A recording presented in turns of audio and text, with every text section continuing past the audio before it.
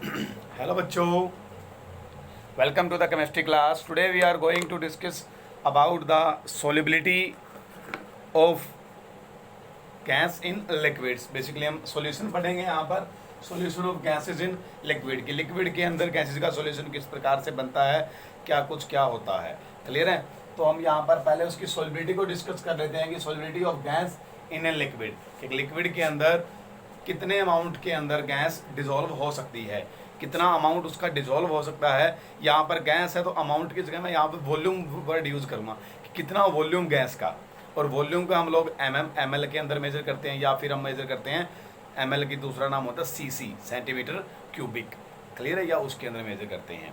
तो यहाँ पर बेसिकली क्या है, लगभग जितनी भी गैसेज है वो सारी की सारी वाटर के अंदर सोल्यूबल है एट डिफरेंट एक्सटेंट, यानी कि अलग अलग मतलब वॉल्यूम के अंदर वो डिजोल्व हो सकती है. कोई गैस मान लीजिए कि 1 ml डिजोल्व हो सकती है 100 ml पानी के अंदर, कोई बेसिकली 2 ml डिजोल्व हो सकती है 100 ml वाटर के अंदर. यानी कि लगभग ऑल गैसेज आर डिजोल्व्ड या soluble in water at different extent, यानी कि अलग अलग अमाउंट के अंदर डिजोल्व हो सकती है गैस यहाँ पर.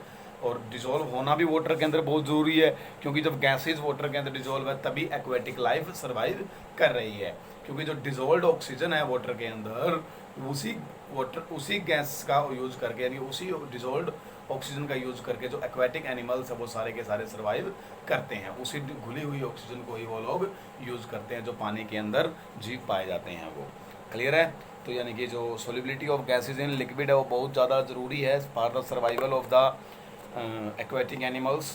तो यहाँ पर हम बेसिकली आपको डिफाइन कर देते हैं कि होता क्या है. इट इज़ द अमाउंट या it may be defined as the volume of gas, यानी कि volume of the gas in cc, यानी कि क्यूबिक सेंटीमीटर, इन ml कह लीजिए आप लोग, in cubic centimetres that can dissolve in a unit volume, यानी कि एक यूनिट वॉल्यूम के अंदर कितना वॉल्यूम गैस का डिजोल्व हो सकता है to form saturated solution under 1 atmospheric pressure at a particular temperature.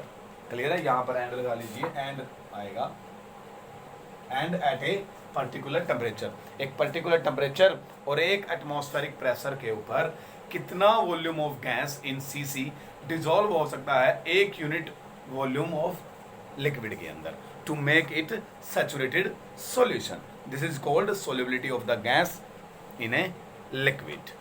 तो यहाँ पर अब बेसिकली जो ये भी एक कंसंट्रेशन को एक्सप्रेस करने का तरीका है. यहाँ पर जो ये तरीका है कंसंट्रेशन को एक्सप्रेस करने का सॉल्यूशन की, इसे बोलते हैं एब्जॉर्प्शन कोफिशिएंट. क्या बोलते हैं इसको? एब्जॉर्प्शन कोफिशिएंट, जिसको अल्फा से मेजर करते हैं. किससे मेजर करते हैं बेटा? अल्फा से मेजर करते हैं. क्लियर है? तो यहाँ पर जो सोल्युबिलिटी है गैस की लिक्विड के अंदर, यहाँ पर हम लोग बेसिकली इसको मोलैरिटी की फॉर्म में मेजर कर सकते हैं या मोल फ्रैक्शन की फॉर्म में भी हम इसको मेजर कर सकते हैं. किस किस की फॉर्म में? मोलैरिटी की फॉर्म में भी और मोल फ्रैक्शन की फॉर्म में भी हम इसको डिफाइन कर सकते हैं. क्लियर? या मेजर कर सकते हैं यहाँ पर. तो अब आता है factor affecting the solubility of a gas in liquid. तो फैक्टर्स अफेक्टिंग, यानी कौन कौन से फैक्टर है जिनके ऊपर डिपेंड करेगी solubility of gas in a liquid. तो पहला तो वही है nature of the gas and the solvent.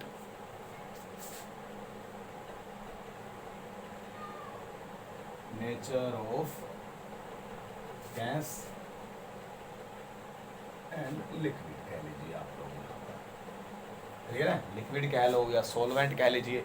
अब मैंने कहा solubility of gas in liquid. Gas in liquid का मतलब बेटा कि जो मेरा गैस है वो तो एक सोल्यूट है, और जो मेरा लिक्विड है वो क्या है? सॉल्वेंट है. तो वो कह रहा है कि जो सोल्युबिलिटी है गैस की लिक्विड के अंदर वो नेचर ऑफ गैस या फिर सोल्यूट कह लीजिए एंड नेचर ऑफ लिक्विड या सॉल्वेंट, इनके ऊपर डिपेंड करेगी. क्लियर है? अब कोई गैस किसी लिक्विड के अंदर ज़्यादा डिजोल्व हो सकती है, कोई गैस दूसरे लिक्विड के अंदर ज़्यादा डिजोल्व हो सकती है. वो आपकी बुक के अंदर दे रखा है डिफरेंट डिफरेंट गैसेस के लिए कि कौन सी गैस किसके अंदर ज़्यादा डिजोल्व हो सकती है. जैसे हाइड्रोजन, ऑक्सीजन और नाइट्रोजन का एग्जांपल लेके कह रखा है कि हाइड्रोजन, ऑक्सीजन, नाइट्रोजन जो है वो वाटर के अंदर डिजोल्व होती है सिर्फ एक स्मॉल एक्सटेंट के ऊपर. क्लियर है। लेकिन दूसरी तरफ कार्बन डाइऑक्साइड, HCl और अमोनिया जो वो हाईली सोल्यूबल है वाटर के अंदर। क्लियर है, यानी कि जो हाइड्रोजन है, नाइट्रोजन है या जो ऑक्सीजन है वो तो थोड़ी स्मॉल एक्सटेंट के अंदर डिजोल्व होती है वाटर के अंदर, लेकिन दूसरी तरफ जो अमोनिया है, HCl है या जो कार्बन डाइऑक्साइड है वो थोड़ी ज़्यादा एक्सटेंट के ऊपर डिजोल्व होती है वाटर के अंदर। तो एक दो एग्जाम्पल और हो गया, आप उनको रीड आउट कर लीजिएगा। दूसरा आता है बेटा basically effect of temperature.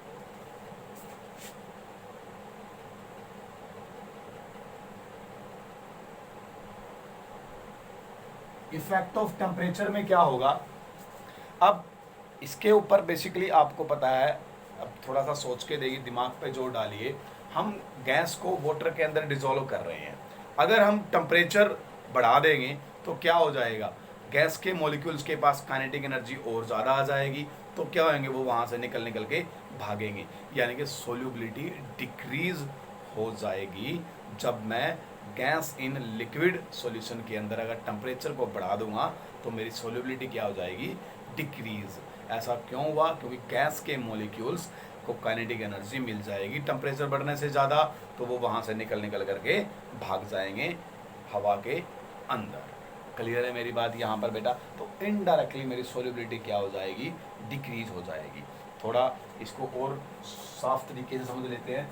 Actually में होता क्या है, जब सॉलिड प्लस सॉल्वेंट यहाँ पर भी जब वो मिक्स होते हैं आपस के अंदर, क्लियर है, और सोल्यूट क्या है, सॉरी गैस और सॉल्वेंट जब आपस में मिक्स होएंगे, सॉल्वेंट यहाँ पर लिक्विड है बेसिकली, क्लियर है, तो मिक्स होएंगे तो क्या बनेगा, यहाँ पर सॉल्यूशन बनेगा। और जो ये मेरी रिएक्शन है ये भी क्या है बेटा, एक्सोथर्मिक रिएक्शन है, यानी कि इसके अंदर भी हीट इवॉल्व होती है। तो फिर वही हमारा लीक कैटेलिस्ट प्रिंसिपल लगेगा बेटा यहाँ पर भी।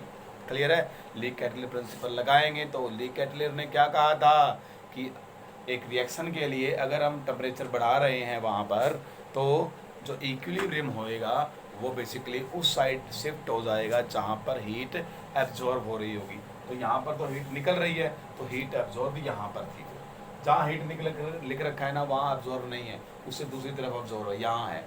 तो अगर टेम्परेचर बढ़ा देंगे तो इक्विलिब्रियम हीट एब्जॉर्ब जहाँ हो रही वहाँ पर शिफ्ट हो जाएगा, तो यानी इस तरफ शिफ्ट हो गया तो क्या हो जाएगा बेटा, सॉल्यूशन से गैस के मॉलिक्यूल अलग हो जाएंगे तो सॉल्युबिलिटी क्या हो जाएगी, डिक्रीज हो जाएगी बेसिकली बेटा। वेरी क्लियर है। तो इसको हम लीक कैटेलिस्ट प्रिंसिपल की हेल्प से भी समझ सकते हैं यहाँ पर।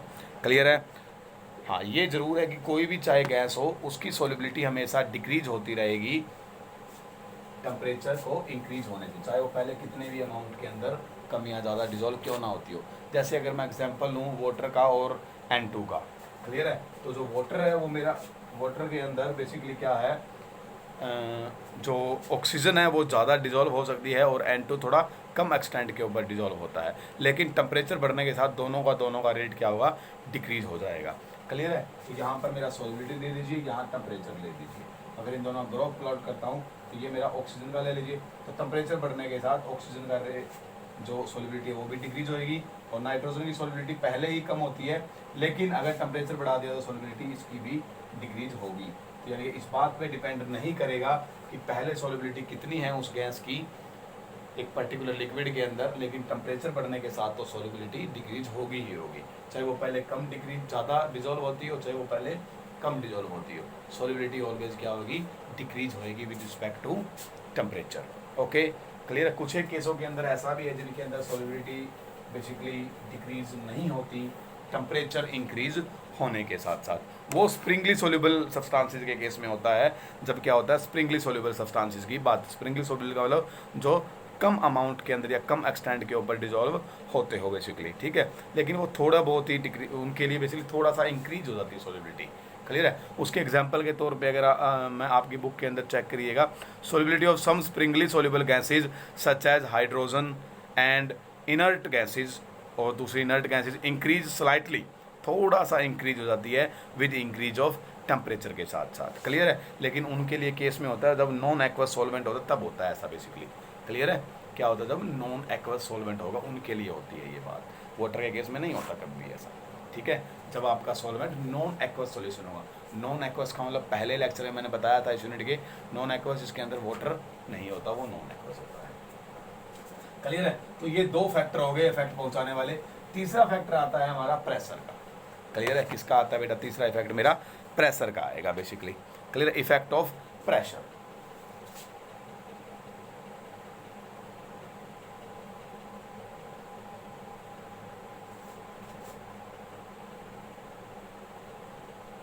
इफेक्ट ऑफ प्रेशर में क्या होगा बेसिकली बेटा? मेरा इफेक्ट ऑफ प्रेशर, प्रेशर बढ़ने के साथ साथ अगर मैं प्रेशर बढ़ा दूंगा तो मेरी सोलिबिलिटी इंक्रीज हो जाएगी। क्यों? क्योंकि जैसे जैसे प्रेशर बढ़ेगा तो मॉलिक्यूल पास पास आएंगे, मॉलिक्यूल पास पास आएंगे तो उसके अंदर और भी ज़्यादा डिजोल्व होंगे। अगर ऊपर प्रेशर लगेगा वो नीचे कंप्रेस होकर रहेंगे गैस के मॉलिक्यूल्स, तो क्या है, सोलिबिलिटी ऑटोमेटिकली इंक्रीज हो जाएगी बेसिकली मेरा।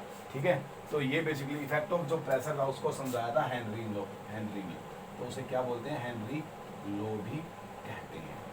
ठीक है, जो इफेक्ट ऑफ प्रेशर है वो हेनरी लो ने डिफाइन किया था बेसिकली बेटा, कि प्रेशर बढ़ने के साथ साथ सोलिबिलिटी क्या होगी? इंक्रीज होगी। When increase the pressure solubility will also increases. Clear है? तो यहाँ पर इसको थोड़ा क्वांटिटेटिवली समझाया गया है यहाँ पर कि mass of a gas dissolved in a given volume of a liquid at a constant temperature is directly proportional to the pressure of the gas present in equilibrium with the liquid. Clear? यानी कितना मास dissolve होगा एक given volume of gas का, वो एक particular temperature के ऊपर वो डायरेक्टली प्रोपोर्शनल करेगा बेटा प्रेशर ऑफ गैस के ऊपर। यानी कितना मास डिसॉल्व होगा वो डायरेक्टली प्रोपोर्शनल होगा अप्लाइड प्रेशर के ऊपर। क्लियर? ये कितना प्रेशर है। ठीक है, इस डेफिनेशन को आप लोग थोड़ा याद कर लीजिएगा। तो मैथमेटिकली मैं कहूँगा m directly proportional to P होगा। तो यहाँ पर m प्रोपोर्शनलिटी के टाइम को लाने के लिए कॉन्स्टेंट लगाएंगे, यहाँ पर हम लोग K। क्लियर है? K यहाँ पर क्या है बेटा? एक प्रोपोर्शनलिटी ऑफ या कॉन्स्टेंट ऑफ प्रोपोर्शनलिटी है, हेनरी कॉन्स्टेंट भी कहते हैं इसको बेसिकली तो, लेकिन यहाँ पर सिंपली कहेंगे हम कॉन्स्टेंट ऑफ प्रोपोर्शनलिटी। और m क्या है? मास of gas dissolved in liquid. Clear है? यानी एक यूनिट वॉल्यूम के अंदर कितना मास डिसॉल्व है, ये वो m मास हो गया dissolved mass of gas in a unit volume. और P क्या है? Pressure of the gas. Clear है? In equilibrium with the liquid. Clear है? इनकी जो गैस लिक्विड के साथ इक्विलिब्रियम में है उस टाइम पे कितना प्रेशर लगा रही है वो प्रेशर हो गया P बेसिकली बेटा। क्लियर है? तो m is equal to KP के बराबर आ जाएगा। ये मेरा मैथमेटिकल एक्सप्रेशन है हेनरी लॉ का। इसको थोड़ा और डिफाइन किया गया अच्छे से बेटा, आगे और डेफिनेशन लिख रखी है एक हेनरी लॉ की। हेनरी लॉ को may also be defined as the solubility of a gas in a liquid at a particular temperature is directly proportional to the pressure of the gas in a equilibrium with the liquid at a particular temperature। यानी कि यहाँ पर solubility की भाषा में basically बस वहाँ पे मास की फॉर्म में था पहले, यहाँ पर सोलिबिलिटी की फॉर्म में आ गया। क्लियर है? कि वो कह रहा है कि solubility of a gas in a liquid at a particular temperature is directly proportional to the pressure of the gas in equilibrium with the liquid. यानी कि कितनी सोलिबिलिटी होगी गैस की, वो डायरेक्टली प्रोपोर्शनल होगा प्रेशर के। क्लियर है? कि वो गैस कितना प्रेशर लगा रही है लिक्विड के ऊपर, जब वो गैस लिक्विड के साथ इक्विलिब्रियम में है। क्लियर है मेरी बात यहाँ पर बेटा? ठीक है, तो यहाँ पर क्या है, अब यहाँ पर सोलिबिलिटी की फॉर्म आ गई है, सोलिबिलिटी की बात आ गई है। तो यहाँ पर बेसिकली मैं कहना चाहूँगा कि डाल्टन ने एक्सपेरिमेंट करके देखा कि जब एक लिक्विड के अंदर एक से ज़्यादा गैसें डिजोल्व हो, 2 या 3 या 4 गैस डिजोल्व हो। क्लियर है? 2, 3, 4 गैसें जब डिजोल्व हो वहाँ पर, तब क्या होगा? क्लियर है? तो वो कहेगी 3-4 गैसें अगर एक लिक्विड के अंदर डिसॉल्व हो तो उस टाइम पर आप लोग सोलिबिलिटी कैसे निकालोगे एक पर्टिकुलर गैस के लिए। क्लियर है? कि मान लीजिए कि बेटा मेरी यहाँ पर ये मेरा लिक्विड है, सॉल्वेंट है, इसके अंदर A plus B plus C ये 3 गैसें डिसॉल्व है। इसके अंदर ये A plus B plus C gases है, ये 3 गैसेज है, वो इसके अंदर डिसॉल्व है एक सर्टेन अमाउंट के अंदर। क्लियर है? एक सर्टेन वॉल्यूम में इसके अंदर ये डिसॉल्व है बेसिकली बेटा। तो अगर मुझे एक पर्टिकुलर गैस का प्रेशर निकालना पड़ जाए, या सॉरी एक पर्टिकुलर गैस की सोलिबिलिटी फाइंड आउट करनी पड़ जाए, तो कितनी होगी सोलिबिलिटी? वो सोलिबिलिटी हम बेसिकली बेटा सोलिबिलिटी डायरेक्टली प्रोपोर्शनल आएगी अप्लाइड प्रेशर के, और उस सोलिबिलिटी को हम यहाँ पर मोल फ्रैक्शन की फॉर्म में लिखेंगे। क्या लिखेंगे बेसिकली बेटा? मोल फ्रैक्शन की फॉर्म में यहाँ पर हम उसको एक्सप्रेस करेंगे। यानी कि यहाँ पर अब बेसिकली अगर मुझे मान लीजिए कि B के लिए मुझे सोलिबिलिटी निकालना है कि B की सोलिबिलिटी कितनी है इस लिक्विड में। क्लियर है? तो B की सोलिबिलिटी डायरेक्टली प्रोपोर्शनल हो जाएगी pressure of the gas B, pressure of the gas B applied on the liquid. यानी कि B गैस जो प्रेशर लगा रही है लिक्विड के ऊपर, उतना ही क्या होगा उसकी सोलिबिलिटी होगी बेसिकली, और उस सोलिबिलिटी को यहाँ पर मोल फ्रैक्शन कह दिया गया। क्लियर है? तो मैं उस सोलिबिलिटी को मोल फ्रैक्शन की फॉर्म में लिख रहा हूँ। किसी की भी मोल फ्रैक्शन हो सकती है, वो ए की भी हो सकती है, बी की भी हो सकती है, सी की भी हो सकती है। क्लियर है? अगर मैं बी के लिए केस करता हूँ तो एक्स बी जो है उसका जो मोल फ्रैक्शन है वो डायरेक्टली प्रोपोर्शनल हो जाएगा बेटा उसके प्रेशर के, यानी कि वो कितना पार्शियल प्रेशर उसके ऊपर लगा रही है, अप्लाइड उसका प्रेशर कितना है, पार्शियली प्रेशर यानी कि उसका खुद का प्रेशर कितना है बेसिकली बेटा। क्लियर है? गैस के ऊपर उसके प्रोपोर्शनल आ जाएगा। अब इसके भी प्रोपोर्शनलिटी को हटाने के लिए क्या आएगा, के सॉरी बी आएगा यहाँ पर भी इज इक्वल टू के डैश पी, पी लगा दूंगा। क्लियर है? अगर ए के लिए बात हो रही है तो मैं ए के लिए भी यहाँ पर ए लिख दूंगा, बस दैट्स इट। यहां पर मेरा एक्स ए क्या है, मोल fraction of gas A. Clear है? और पी ए क्या है बेटा, पार्शियली प्रेशर ऑफ गैस ए, क्योंकि ए गैस का ये पार्शियली प्रेशर है बेसिकली बेटा मेरा यहाँ पर। तो ये बेसिकली क्या है, अब सोलिबिलिटी को मैंने मोल फ्रैक्शन की फॉर्म में लिखा है बस, और कुछ भी नहीं है। एक्स ए क्या है, मोल फ्रैक्शन है। मैंने पहले ही पढ़ाया था आपको, मोल फ्रैक्शन को हम डिफाइन करते थे इसके साथ। क्लियर है ना? एक्स से डिनोट करते थे मोल फ्रैक्शन को बेसिकली बेटा। याद होगा होप्स ऑफ कॉन्सेप्ट, हमने जो कंसंट्रेशन टर्म के बारे में पढ़ा था पहले। क्लियर है? तो मोल फ्रैक्शन की फॉर्म में उसको हम ठीक इस प्रकार से भी डिफाइन कर सकते हैं यहाँ पर। इसका थोड़ा और एलोबरेटेड वे भी है, एक और है। ठीक है? उसके अंदर क्या कर रखा है, सिर्फ जस्ट इतना है कि P A is equal to 1/k dash x ए।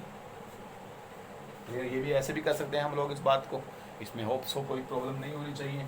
क्या किया है मैंने, जस्ट सिर्फ इस के डैश को इस तरफ ले आया, ये यहाँ मल्टीप्लाई मेरा यहाँ डिवाइड में आ गया। ठीक है? तो अब मैं इसको लिख दूंगा P A is equal to K H x A. Clear है? इस प्रकार से इसको हम लोग लिख सकते हैं यहाँ पर। ये एच को इधर लगा लीजिए बस।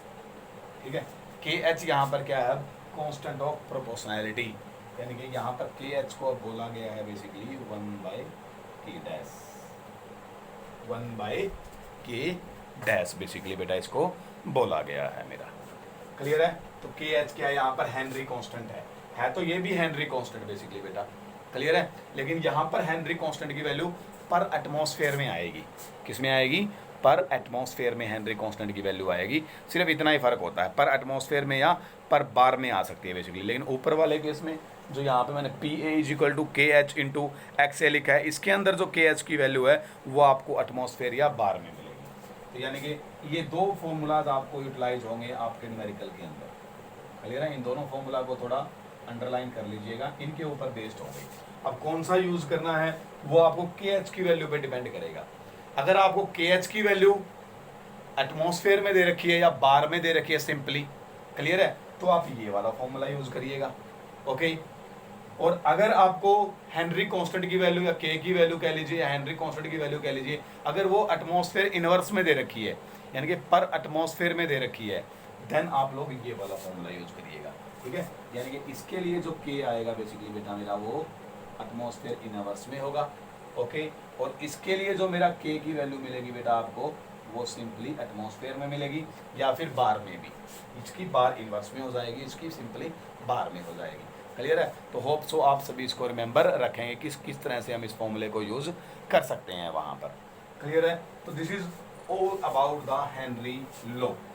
क्लियर है? पेपर में कई बार आ जाता है कि हेनरी लॉ के बारे में डिस्कस करिए यहाँ पर। तो अब बेसिकली हेनरी लॉ को यहाँ पर पार्शियली प्रेशर की फॉर्म में भी हम डिफाइन कर सकते हैं कि partially pressure of a gas in a vapour phase is directly proportional to the mole fraction of the gas in a mole fraction. जैसे कि मैंने अभी लिखा के एच और एक्स ए। क्लियर है?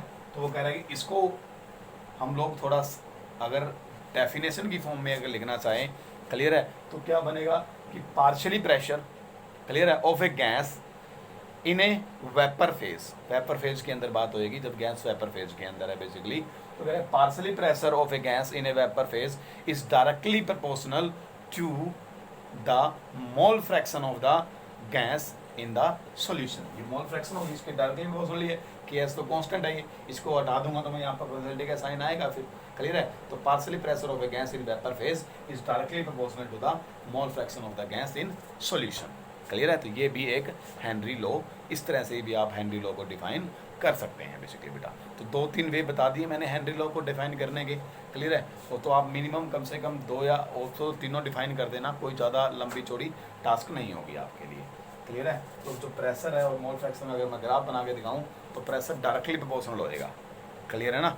यानी कि जैसे जैसे मोल फ्रैक्शन बढ़ेगी बेसिकली ये कह लीजिए आपकी, तो प्रेशर अगर बढ़ेगा तो मोल फ्रैक्शन भी बढ़ती जाएगी, यानी कि सॉलिबिलिटी बढ़ती जाएगी। अगर मैं यहाँ पर Y x axis mole fraction ले लूँ, यहाँ पर प्रेशर ले लूँ, तो जैसे जैसे प्रेशर बढ़ेगा तो मोल फ्रैक्शन भी बढ़ेगी। ये मेरा इसके लिए ग्राफ आएगा। क्लियर है। अगर मेरी प्रेशर बढ़ रहा है तो मेरी मोल फ्रैक्शन भी क्या है, बढ़ती जा रही है बेसिकली बेटा। क्लियर है। तो यहाँ पर जो मेरी के एच की वैल्यू है वो अलग अलग गैसेस के लिए अलग अलग होगी बेटा, और अलग अलग टेम्परेचर पर भी अलग अलग होगी, एक ही गैस के लिए भी। अलग अलग गैसों के लिए तो के एच की वैल्यू अलग अलग होगी ही। क्लियर है। यानी के एच की वैल्यू अलग अलग गैसेस के लिए अलग अलग होगी, लेकिन अलग अलग टेम्परेचर पर भी वैल्यू अलग अलग आपको मिलेगी। क्लियर है। जैसे अगर मैं सिंपली आपको बताऊं कि जो O2 है, क्लियर है, अगर मैं O2 के लिए के एच की वैल्यू को डिफाइन करूं 293 केल्विन के ऊपर, 293 केल्विन के ऊपर, क्लियर है, जो के एच की वैल्यू आएगी इसके लिए O2 के लिए, तो वो कितनी आ रही है मेरी 34.86 बार, 34.86 बार। क्लियर है। O2 के लिए 293 केल्विन के ऊपर। ओके। दूसरी तरफ अगर मैं नाइट्रोजन के लिए लिखूं 293 केल्विन पे, सेम टेम्परेचर के ऊपर ही लिखूं मैं। क्लियर है। तो इस नाइट्रोजन के लिए आ रही है मेरी 76.48 बार। तो अलग अलग गैस के लिए सेम टेम्परेचर के ऊपर के एच की वैल्यू क्या आ रही है, डिफरेंट आ रही है। क्लियर। यानी अलग अलग गैस के लिए के एच की वैल्यू अलग अलग होती है। अगर एक ही गैस के लिए भी बात करूं मैं, क्लियर है, 293 केल्विन पे मैंने O2 की वैल्यू लिख रखी है आपकी। अगर मैं इसका टेम्परेचर 10 डिग्री बढ़ा दूं, यानी कि 303 केल्विन हो जाए, तो मेरी वैल्यू आती है 46.82 बार। क्लियर है। कितने पे, 303 केल्विन पे, इसी के लिए O2 के लिए यही वैल्यू है ये। ठीक है। 293 केल्विन पे O2 के लिए वैल्यू के एच की इतनी है, और 303 के ऊपर वैल्यू कितनी है, 46। यानी कि टेम्परेचर बढ़ने के साथ भी के एच की वैल्यू क्या हो रही है, बढ़ रही है। यहाँ से आप लोग इसको नोट कर सकते हैं। क्लियर है मेरी बात यहाँ पर। Very good. तो अब हम इसके जो थोड़ा के एच के पॉइंट्स के बारे में डिस्कस कर लेते हैं यहाँ पर। तो for the different value of के एच, तो हेनरी कांस्टेंट जो के एच है is a function of the nature of the gas, यानी कि जो के एच की वैल्यू है वो नेचर ऑफ गैस के ऊपर डिपेंड करेगी। उसके बाद greater the value of the के एच, अगर यानी कि वैल्यू ऑफ के एच जितनी ज़्यादा होगी तो lower is the solubility of the gas, तो सोलिबिलिटी ऑफ गैस भी क्या होगी बेटा, ऑटोमेटिकली लो हो जाएगी। ठीक है। कैसे, वो इस प्रकार से आप समझ सकते हो, क्योंकि के एच की वैल्यू डायरेक्टली प्रोपोर्शनल होती है टेम्परेचर के। किसके प्रोपोर्शनल होती है, टेम्परेचर के। यानी कि जैसे जैसे टेम्परेचर बढ़ेगा तो के एच की वैल्यू भी क्या हो जाएगी, बढ़ती जाएगी। अभी मैंने यहाँ पर लिखा था अगर टेम्परेचर बढ़ा था, जैसे कि 293 केल्विन के ऊपर 34 पॉइंट समथिंग वैल्यू थी O2 के लिए, और टेम्परेचर 303 हो गया तो 46 पॉइंट समथिंग हो गई थी के एच की वैल्यू। तो टेम्परेचर बढ़ने के साथ के एच की वैल्यू बढ़ी थी, और टेम्परेचर बढ़ने के साथ अगर आपको याद हो सोलिबिलिटी डिक्रीज होता है। ठीक है। तो यानी कि के एच की वैल्यू बढ़ी तो टेम्परेचर बढ़ा होगा, तभी के एच की वैल्यू बढ़ी है, सीधी सी बात है। क्लियर है। के एच की वैल्यू तभी बढ़ी है जब टेम्परेचर बढ़ा है। क्लियर है। और टेम्परेचर बढ़ा है तो सोलिबिलिटी डिक्रीज हुई होगी। तो मैं ये कह सकता हूँ कि के एच की वैल्यू बढ़ने के साथ सोलिबिलिटी क्या होती है, डिक्रीज हो जाती है मेरी। क्लियर है यहाँ तक मेरी बात। Very good. कुछ लिमिटेशंस भी है हेनरी लॉ की। हेनरी लॉ की लिमिटेशन बेसिकली पहली तो यही है कि pressure should be low and the temperature should be high. Henry law को वेरीफाई कराने के लिए प्रेशर लो होना चाहिए, टेम्परेचर हाई होना चाहिए, यानी कि गैस जो है वो बेसिकली आइडियल गैस की तरह बिहेव करना चाहिए। दूसरी बात, जो गैस है वो डिसोसिएशन या एसोसिएशन के अंदर नहीं जाने चाहिए सॉल्वेंट के साथ। अगर गैस सॉल्वेंट के साथ डिसोसिएशन या एसोसिएशन के अंदर जा रही है तो हेनरी लॉ फॉलो नहीं होगा बेसिकली। क्लियर है मेरी बात। Very good. अब आता है application of the Henry law. क्या आता है, application of the Henry law. तो हेनरी लॉ की बेसिकली पहली एप्लीकेशन है यहाँ पर in the production of the carbonated beverages.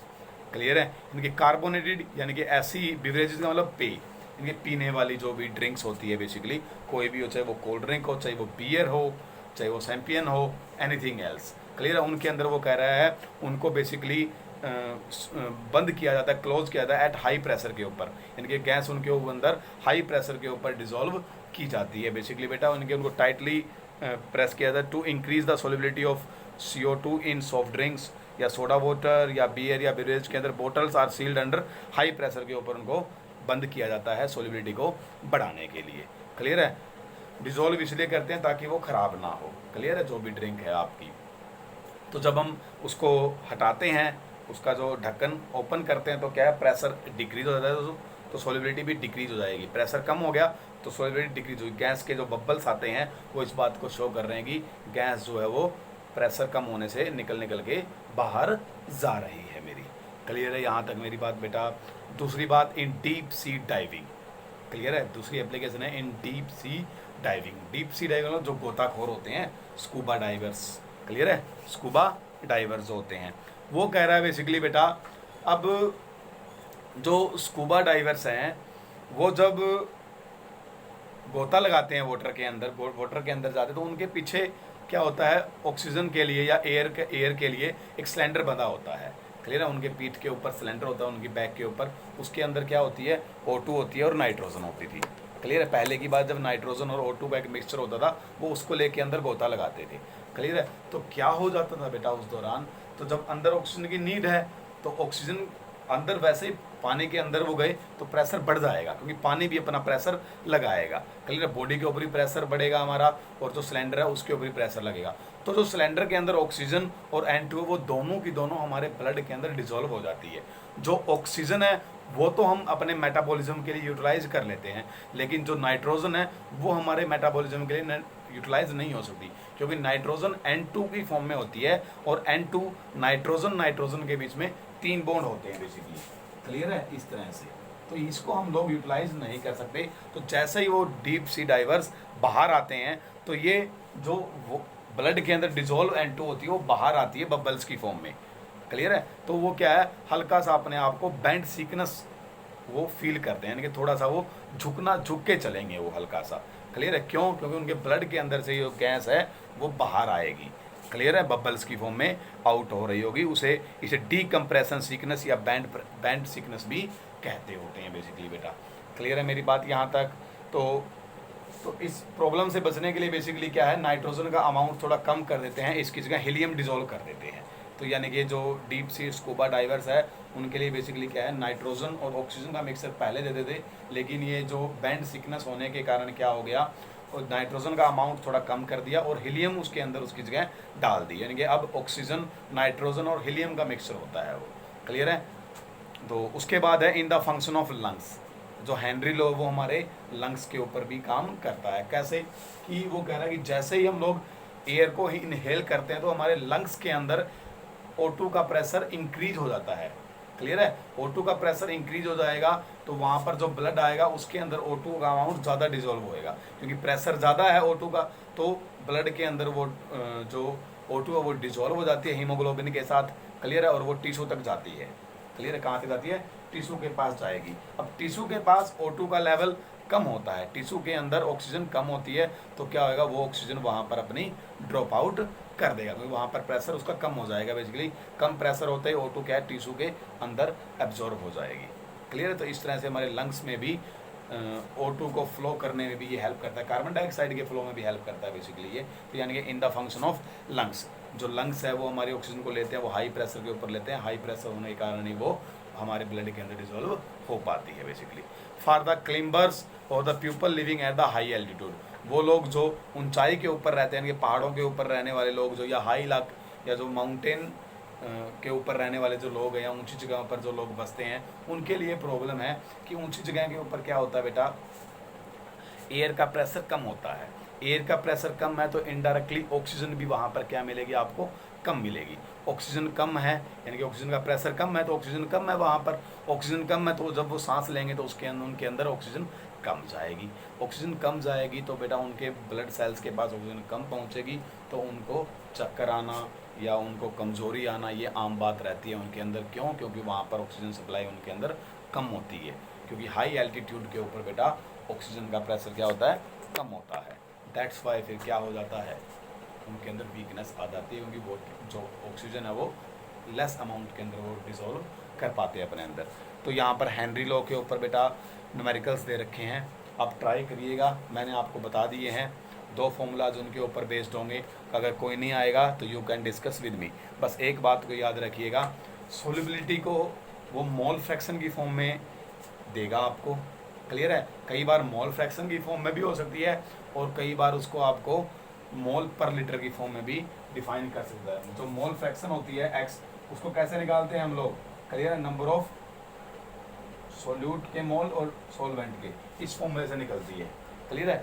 ये फॉर्मूला कई बार अप्लाई होगा वहाँ पर मोल फ्रैक्शन निकालने के लिए, N1 की निकालने तो N1 के लिए ये फॉर्मूला यूटिलाइज हो जाएगा। कई बार वहाँ पर वाटर सोलवेंट होएगा, तो वाटर जब सोलवेंट होता है तो वाटर के लिए स्टैंडर्ड जो बेसिकली पर लीटर के अंदर कितने मोल्स होते हैं वाटर के, वो होते हैं 55.55 मोल्स होते हैं, क्लियर है। क्योंकि वाटर के केस में जो वैल्यू है मेरी N2 की, N2 लगा लीजिए वाटर को, सही है। तो N2 की वैल्यू जो है मेरी वो 55.55 वो यूटिलाइज करेगा। वाटर के लिए 1 लीटर वाटर के लिए स्टैंडर्ड जो हम सॉल्यूशन लेते हैं वाटर का 1 लीटर के हिसाब से बात करते हैं, तो उसके अंदर बेसिकली 55.55 मोल्स होते हैं मेरे वाटर के, क्लियर है। तो यहाँ पर ये इस फॉर्मूले को यूटिलाइज होएगा वहाँ पर, इस बात को थोड़ा सा बस रिमेंबर रखिएगा।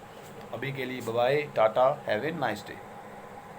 सारे न्यूमेरिकल करने हैं बेटा, सोल्ड और अनसोल्ड, क्लियर है। अगर किसी में प्रॉब्लम हो तो you can consult with me, okay.